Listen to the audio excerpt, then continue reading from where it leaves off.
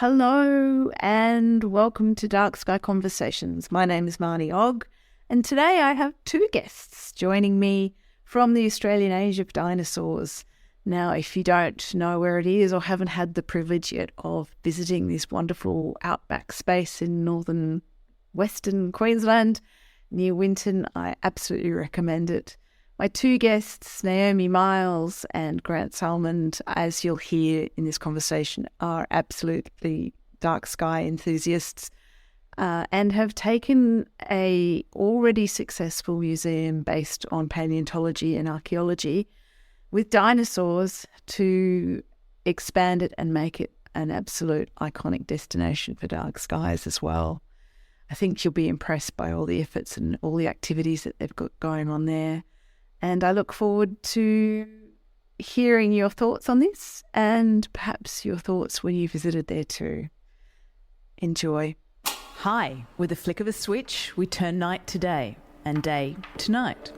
We can change seasons, actions and states of mind. Light is everywhere, used endlessly and very much a part of our modern world. But what is it? How do we use it? And how is it changing our environment and our behaviours?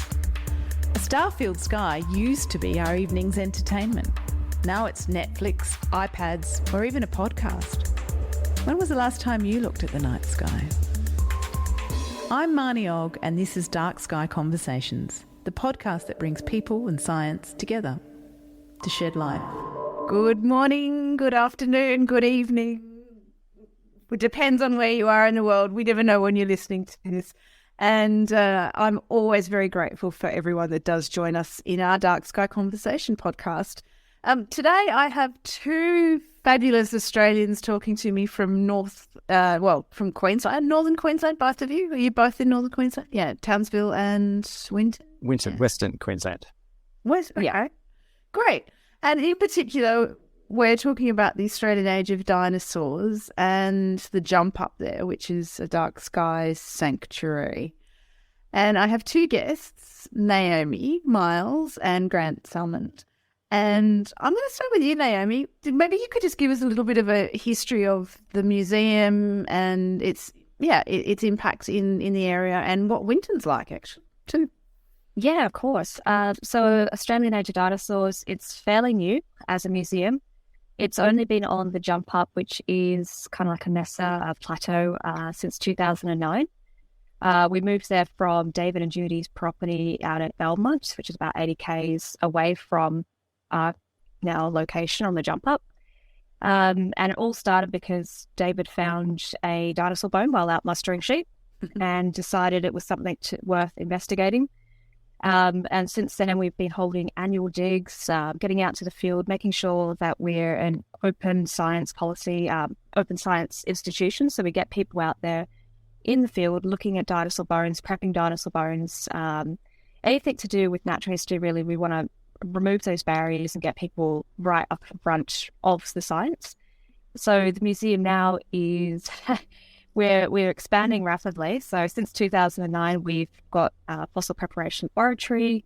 We've got some on-site accommodation for participants that work in the lab.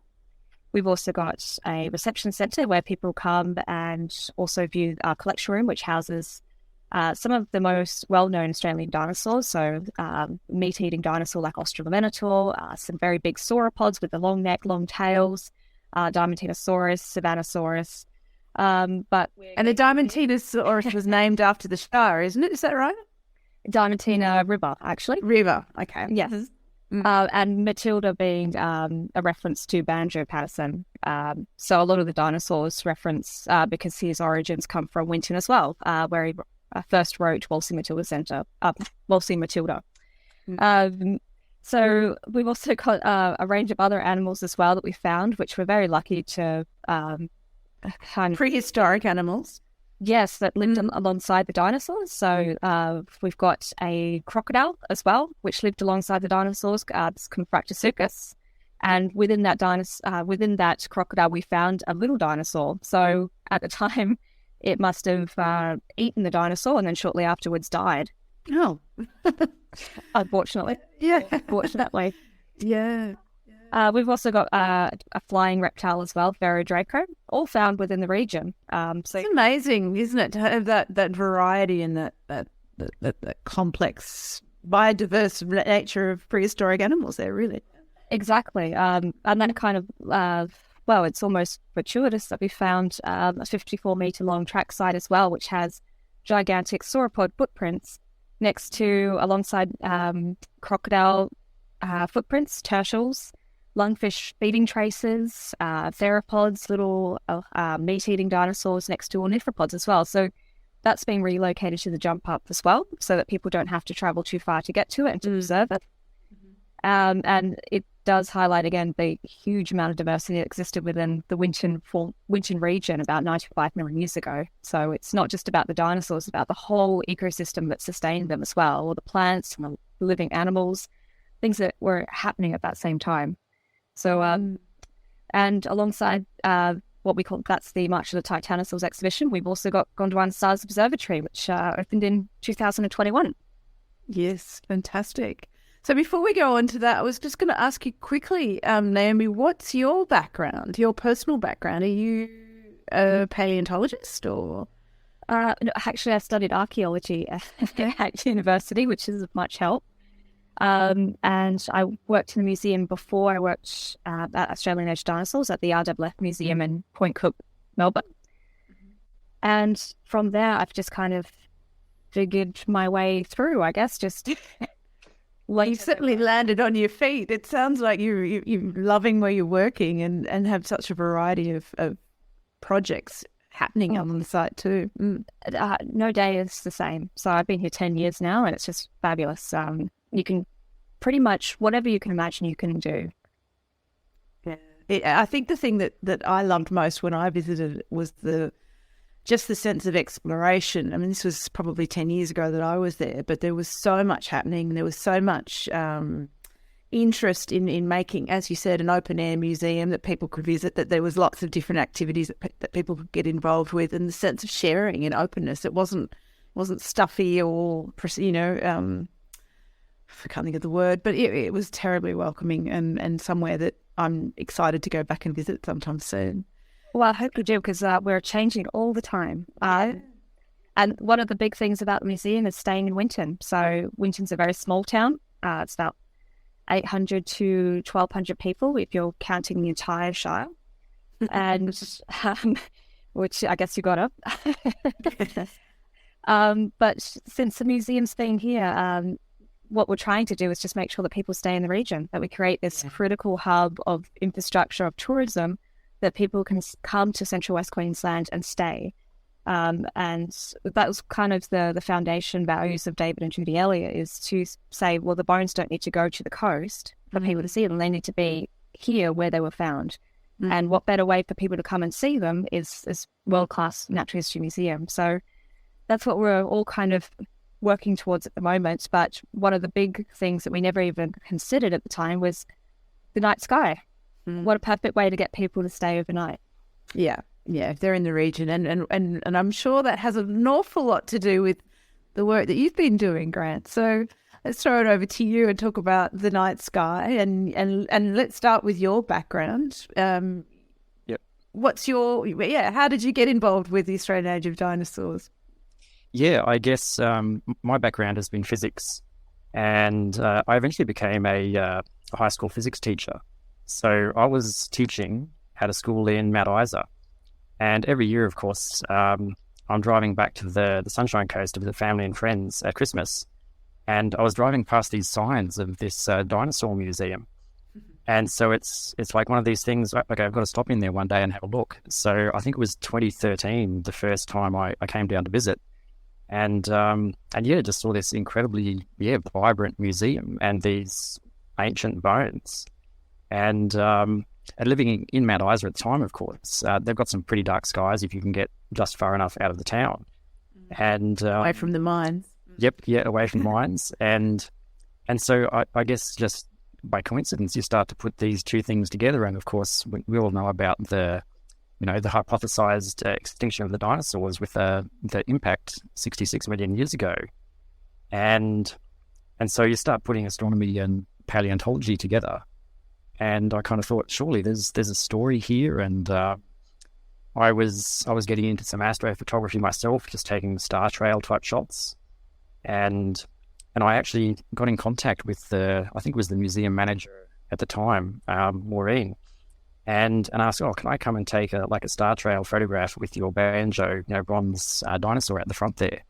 And yeah, she gave me permission. So that was absolutely amazing. I came up and spent a few hours, and it's one of my favorite photos to this day. And from there, it just became a natural sort of convergence. And I suppose the putting this idea, I sort of thought, well, I've always wanted to do something in astronomy, and I guess being a bit of a nerd growing up, I always wanted to be an astronaut and get into all this space stuff. And so, seeing the museum here, and I thought, well, yeah, why can't we put the two together? So I reached out to Maureen again at the time, and she put me in contact with David Elliott, and I think it was 2015. I remember going to there's a roadhouse in town, and we sat down. I met David Elliott there and had a bit of a chat about this International Dark Sky Association, and could it be something that we could possibly add to the museum? And we had a good chat, and he went away, and I guess spoke to some other people here at the museum, and had a bit of a think and discussion about could this be something that we could do? And obviously it turns out it was. So yeah. So what do you have now? What does the Australian Age of Dinosaurs offer for dark sky enthusiasts? So in our Gondwana Stars Observatory, we have a night sky tour, and that tour at the moment runs approximately 3 nights per week, obviously depending on weather. But most of our nights, of course, are nice and clear. And so we tell the story. It's a natural history story of relating objects in the sky and throughout our galaxy, of course, and the wider universe, to the natural history here on Earth, literally, basically beginning with the Big Bang, and then all the interesting stuff, the more detail that we know about, obviously, once Earth is formed. And yeah, we relate that story to the audience, and just sitting there under this incredibly dark sky on a moonless night is just absolutely amazing. Well, I remember you and I meeting in New South Wales at an Astronomical Society event, and I think you came up to me briefly and just said, "Have you ever been to the Australian Age of Dinosaurs? I'm thinking it might be a good dark sky designated space." And I think that was about as much conversation as we had, but I do remember that I'd been out there with a tour group, and we'd sat there with a glass of wine watching the sunset. Yeah, and thinking this is just a miraculously dark space that's just beautiful, and as you said, that connection with the dinosaurs, the history of the Earth, and the night sky. It's kind of all the things that we question, isn't it? Where do we come from? What's happened on the Earth? The huge questions. Yes, yeah, absolutely. It's and it's really those, I guess, in some sense, the two sciences. Astronomy is open and accessible to practically everybody. You can do naked eye astronomy. It really is quite straightforward to do, as long as you've got a nice dark sky. And the museum here itself is evidence that you can do paleontology, literally coming in without the skills to help the paleontologists here on site. And you don't have to be a paleontologist to be able to assist, but you start to excavate and dig up the bones and put the two stories together, and just putting those two sciences together, I think has been able to really help tell the story of us in this vast universe. Naomi, do you know if you're the only dark sky designated place in the world that has that connection, is actually doing this sort of connection with paleontology? That's interesting. There is an international dark sky park at the Dinosaur National Monument in Utah. Okay. Mm-hmm. Mm-hmm. I'm not sure if they're doing any connection between the deep time, their actual fossil evidence, and their dark skies, but I mean, they'd be well placed to do it. I've been over there, and it's a beautiful attraction. I'd love to see it at night. But I don't think there's anyone else. Grant, do you know of anyone? No, I'm not aware of any others. Well, congratulations! I don't know of any others, so yeah, you're the first in that too, and in that sense, you were the first dark sky sanctuary in Australia. So, what was that process like? Was that difficult? Was it difficult to get the locals or the Shire involved, or what was the process like? And I'll throw that to either of you, whoever wants to answer. Well, I think it was generally we got a lot of support from Winton Shire Council, but being outside of town as well, and owning our own land because it's freehold, so the museum owns the jump up. It made it a lot easier. So with lighting and everything, there was only a few things that we needed to alter for our lighting management plan and the inventory when we went around and had a look at everything. We put a few shields on some of the lights. Our Dinosaur Canyon walk was thankfully well under 3,000 kelvins. Apart from that, I know Grant was really, really involved in the early days as well with going around and taking dark sky meter readings of different locations around the jump up. And as it happened, before even Gondwana Stars was even imagined, the very site that it was going to be turned out to be one of the darkest and one of the coldest on the entire jump up, just through all this data that we collected. But Grant started, with a few other people, started gathering data since I think it was 2016. You guys originally started? Yes, yeah. We literally started out with a single handheld sky quality meter, and did a quick survey across the jump up. So we're stopping every half a kilometre to get a sky reading, and we got some numbers that indicated it was certainly going to be dark enough to meet the criteria, and then a little bit after that, we kind of realised that's not practical for collecting data to know truly how dark it is on a long-term sort of basis. So we purchased a few of the more permanent battery-powered meters and installed those, put them out in the field, and we've got 6 of them now, I believe. They're still all working and pretty much recording every 10 minutes of every single night, which is fantastic, yeah. So we have more than enough data.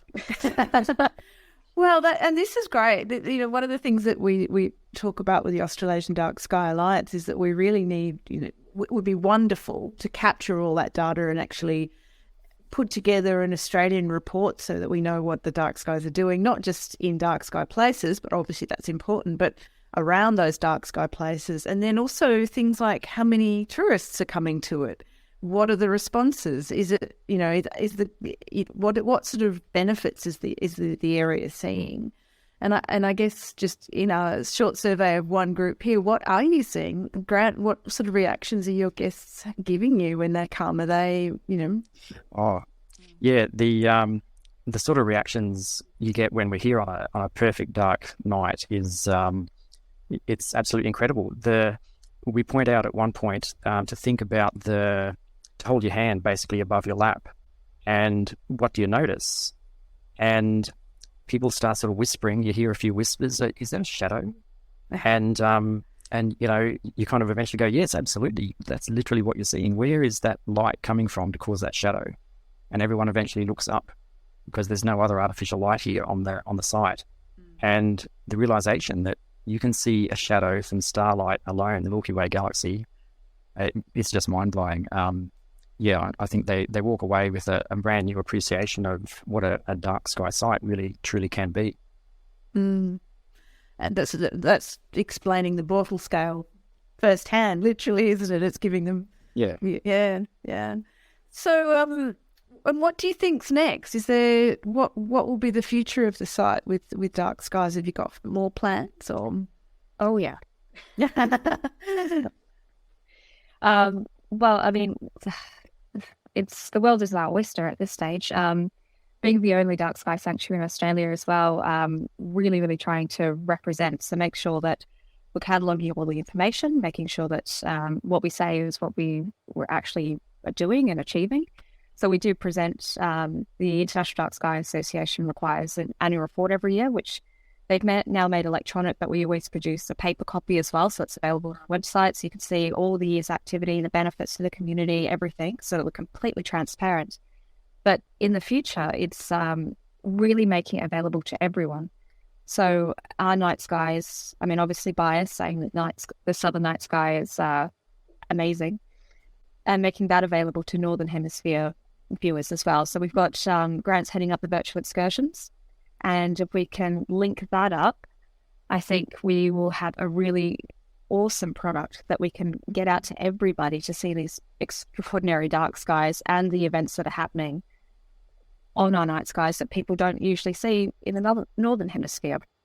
We're also looking at deep time astronomy and seeing if we can further that idea, getting some more education about that, the geological time of Earth, and connecting it with the deep time that's visible on your canvas in the sky above, how we can connect that and kind of break down those barriers of time and space that can be really daunting to people. Just think about billions of years and light years, and what does that mean, and how are you placed within it? And it can be quite depressing after a while. I think maybe I'm not so significant, but I think it's everybody's night sky.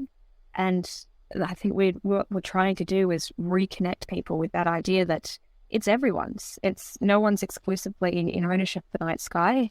Everyone has a connection to be made, and everyone's connection could be completely different, which is one of the reasons why we're trying to but encourage that the region in outback Queensland becomes more dark sky focused.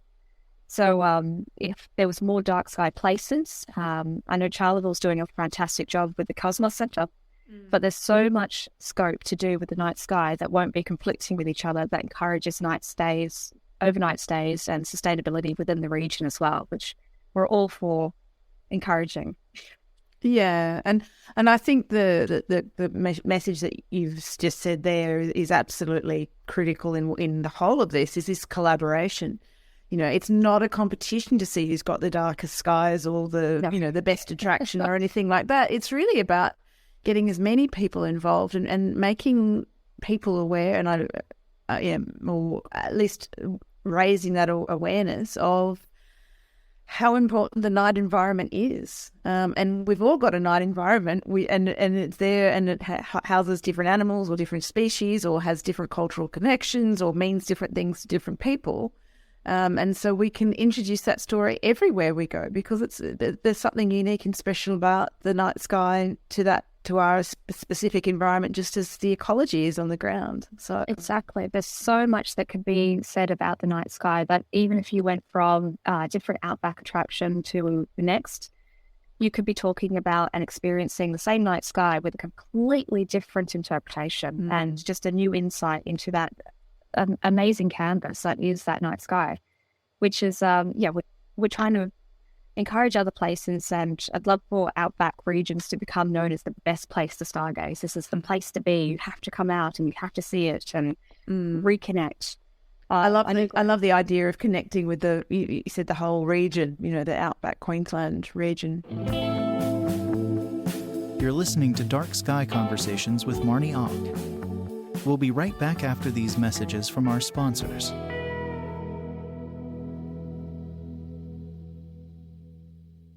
So what obstacles have you had to overcome in creating the destination that you want with Dark Skies? Grant, do you want to pick that up?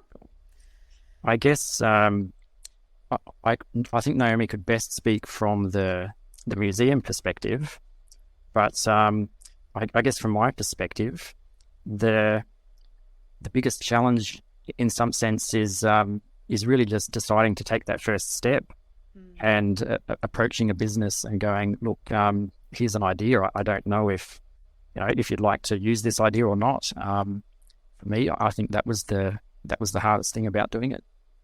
And what did you say to David when you gave him this? You sat down and had a coffee in the Roadhouse. What was your elevator pitch? Look, I didn't have an elevator pitch, to be honest. I really just talked about the truly dark skies that we have out here. And he was instantly able to appreciate that, because he described when they go out on the dinosaur digs with the volunteers, and every now and then a couple of people or guests would take a telescope along, and he goes, yeah, we absolutely see these incredible things in this dark sky. And so I think straight away he recognized this was an idea that really could work, and definitely hoping for the increased visitation or attraction that it could bring during the off season in the summer months, because then obviously it's really hot during the day, but the nights are certainly cooler, and so you can appreciate some dark skies of an evening, and start to use the park, the museum here at a different time of day, and use those resources. And extend your audience as well. So you might not have people that come for dinosaurs, but you actually have them for stars, and then you get them the other way around. So yes, yeah, definitely. Yeah. So, but you don't have any sort of technological issues that you've had to overcome, or distance. What about, it is a fair, Winton, it's not far from Winton, but Winton itself is, I guess it's on the Grey Nomad Trail. So yeah. Yes. Well, I think we're lucky in that maybe if you were an international dark sky sanctuary without the museum, it would be a lot harder to attract people just being by yourself. But it hangs off the museum as well. So in 2021, our biggest year so far, we had almost 60,000 people through. And so what we're trying to do is, it's get those people that are coming here for dinosaurs and convert them into astronomy, but also now that we're really working through getting the tour script for deep time astronomy really, really succinct, and I think Grant's got a really great introduction and process with it, is to get those other people that they're looking for a dark sky connection, but we haven't really. I mean, the case of, I'll say to Grant talked about what an observatory, what might be cool for an observatory look like. And he suggested, well, what about a meteorite impact, kind of reflect crater. And the architects came up with some drawings, some sketches, and we got some funding in, just around the COVID time. I mean, that time. And it was kind of what you can imagine and you can do. You can make these amazing things, this really alien structure that it's an open air facility. You're supposed to just go there and just tune out, lie back, and just the sky is framed by the walls of the observatory and these really kind of wacky shapes and really awesome textures of the walls, and just connect with it. And I'd always think back to that as just one idea can lead to this huge change. It's not just going to be a normal shaped observatory or something. It's if you're willing to do the work, you can roll it all out. If you're willing to be a bit experimental and creative, and it is taking a risk as well. Yeah, obviously. Yep, it is. Yeah. So, of that 60,000 people, what percentage do you think are coming there primarily for dark skies? Do you have any idea? At this stage, not as many as we'd hope. We're slowly building it up. Mm-hmm. So I think Grant's having a lot of success this year with the first kind of year that it's been. Last year was more working on the script and making sure everything worked out. You've got to make sure everything's scientifically accurate. So everything that you're saying is backed up by the science, and that it flows. Nobody wants to be read a whole lot of figures and facts, and you want a story that you can really embrace. And that took a while to come about. It wasn't an easy process, but I think the way that it's formatted now, where it starts from the very early time, from Big Bang, all the way up to the Cenozoic, the megafauna, and using that canvas to relay that time is really, really effective. So what we're hoping this year is that we do a lot better. We get a lot more people coming through. Great, you're nodding your head. I feel like you want to add something to the. Yeah, it's certainly been a long process, and I think but very rewarding, I've got to say. And I think this year, I think we've been a little bit lucky in some sense, because the La Nina rains that, like last year as we opened, closed a lot of the evenings, simply because of cloud and rain. So we're heading into our dry season now, and we're starting to get some fantastic, nice, beautiful, clear nights, which is absolutely amazing. So, Grant, what's on the horizon? What are the future aspects that you'd like to see happening at? Yeah, one of the things that we've discussed in the past here that we really would like to see happen is the desert fireball network. There's that series of cameras across West Australia into South Australia. There's a little bit into Southeast Queensland, and yeah, just catching meteorites, trying to work out where they may have landed, and just get that record and be part of a global citizen science effort. I think would be a. So what does that entail? Do you just have to put cameras out in the area and watch the night sky, or yeah? Yes, so they put out basically a camera with a solar panel, and obviously it's a bit of expensive equipment and processing power goes along with it, but it records every night sky over the evening, and basically puts some timestamps on their images, so they can work out at what time and from what location a particular meteorite was coming towards Earth or through the atmosphere and so forth. And I think it was 2020. Don't quote me on that, but I think it was somewhere there. The Desert Fireball Network, they caught their first meteorite that they tracked across the sky with the network of cameras, and it landed somewhere in or very near to Lake Eyre. And they were able to drive out and find it within, I think, about 2 weeks. So that they were literally able to pick up this chunk of rock about 4.5 billion years old before it had too much time to have had any erosion or weathering processes here on Earth, which is, absolutely incredible. Well, it'd be amazing to be a part of that. Absolutely. Yes, definitely. And anything else that you've got planned? Look, if I put my dream out there on the paper, I'd say things like I'd really like to be hosting some robotic telescopes from something equivalent to the Eye Telescope network that's around the world, or there in Coonabarabran, and look, having a NASA telescope of some sort on site would be just amazing. But that's a long way in the future. Oh well, you've dreamed big and you've already made that happen. So why wouldn't this dream come true, Grant? Yes, possibly. Yeah, that would be incredible. Yeah. Well, I have no doubt you'll make it happen. You're a very energetic team of people up there, and it's wonderful to see the enthusiasm. Yes, it really is an amazing group of people here, and it's the people that drive it. Otherwise, it just would not have happened. It's the people who make it happen, and that's just so important. And I think that starts at the top, doesn't it? I've only met David Elliott once years ago, and he was just a spark of inspiration, really. So yes, absolutely.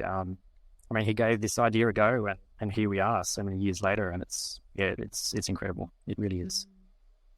Well, you just made me want to get off my chair and start driving to to Winton, really. I'm actually heading up to Arnhem next week, but I don't think it's going to be very clear, and I think it's going to be quite rainy. But yeah, I'm just so proud of people like you taking this challenge and developing something so new, so original, and bringing such a diverse group of people to science, really. They probably didn't even realise that they're getting science. They just think they're going to an attraction and to an event. They'll have a good night out. And one of the thoughts that I had right from the beginning of our conversation, Grant, was how many students are coming through. The three things that they always tell kids to get involved with science are dinosaurs, the astronomy, and volcanoes. We don't have volcanoes there yet, but give you guys a little time, and I'm sure you'll be creating some. But yes, the education sector here of the museum and student visitation, obviously that's been ongoing for a long time before I joined the museum.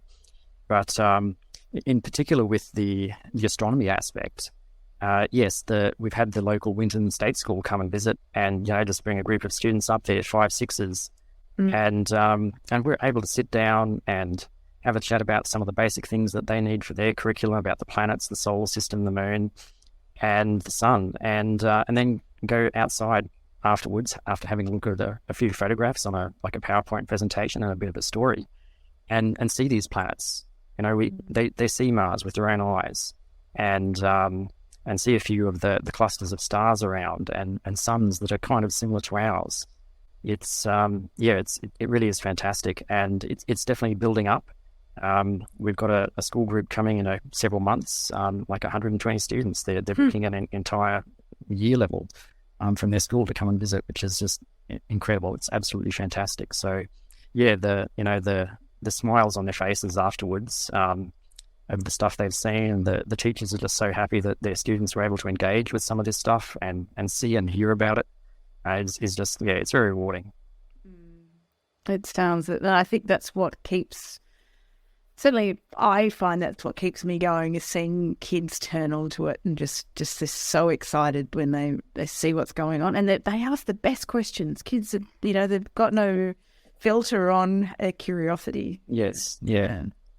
It's. I mean, it is the time that people are the best scientists when they're still young and curious, and just keeping that curiosity going. If we can help assist that for a few more years. Through their teenage years, and just keep students being inquisitive about whether it's dinosaurs or astronomy, it's going to help, I think, in the long run, the whole of society. Yeah, absolutely. And as Australia's next generation of great scientists coming through too. Yes, absolutely, yes. So on that note, I'm going to start winding it up, but I'd love to hear either what turned you onto astronomy or the night sky, or an experience like that that's really sticks with you, around the night. Yep, sure. I think, look, my earliest memory that I really knew I liked astronomy was my dad borrowed a telescope from somebody back when I was about 5 years old, and it was a little 4-inch or a 6-inch reflector, and I saw Saturn for the first time. I still remember it. That view of the rings around Saturn was just absolutely stunning. And so then, of course, I get older, I move to Mount Isa. I've now got 2 telescopes of my own.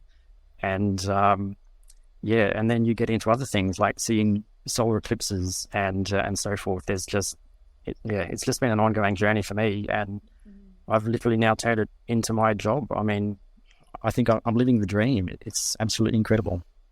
That's wonderful. Yeah, that's so exciting. All from something that your dad brought home one day. Yeah. Yeah. You just don't know, do you? You don't know what's going to No, absolutely no idea. But it's been fantastic. Yeah. And what about you, Naomi? Have you got a cherished memory about the night environment? I've got to say, I'm a recent convert. With a lot of research into dark skies and things, I think a new appreciation comes out. But I think it was a 22-inch.